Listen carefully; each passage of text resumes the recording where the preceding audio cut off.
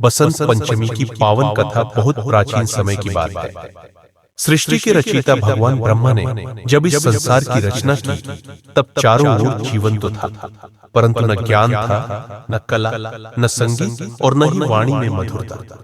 मनुष्य बोल तो सकता था, पर उसकी वाणी में न समझ थी और न विवेक। यह देखकर भगवान ब्रह्मा चिंतित हो गए। उन्होंने अनुभव किया कि ज्ञान और बुद्धि के बिना जीवन अधूरा है। तब ब्रह्मा जी ने अपने कमंडल से पवित्र जल लिया और ध्यान में लीन हो गए। उनके ध्यान से एक दिव्य प्रकाश प्रकट हुआ। उसी प्रकाश से मां सरस्वती प्रकट हुई। मां के हाथों में वीणा, संगीत और कला का प्रतीक, पुस्तक, ज्ञान का प्रतीक, अक्षमाला, साधना का प्रतीक, और वे श्वेत वस्त्रों में सुशोभित थी, जो पवित्रता का संकेत था। भगवान ब्रह्मा ने मां सरस्वती से प्रार्थना की, माता, इस संसार को ज्ञान, विवेक और बुद्धि प्रदान कीजिए। मां सरस्वती ने वीणा के तार छेड़े।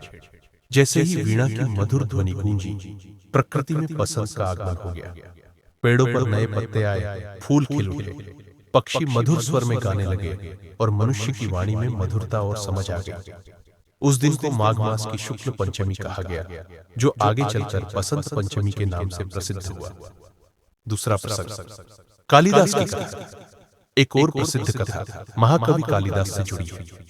कहा जाता है कि कालिदास प्रारंभ में अत्यंत साधारण बुद्धि के थे।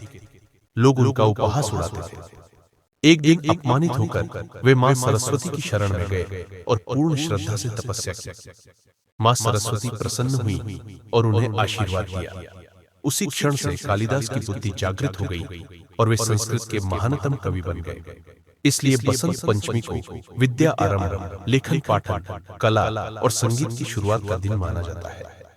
बसंत पंचमी का महत्व इस दिन पीले वस्त्र पहनने की परंपरा है, क्योंकि पीला रंग ऊर्जा, समृद्धि और बसंत का प्रतीक है। मां सरस्वती की पूजा कर ज्ञान, बुद्धि और सफलता की कामना की जाती है। बच्चों का विद्यारंभ संस्कार इसी दिन किया जाता है।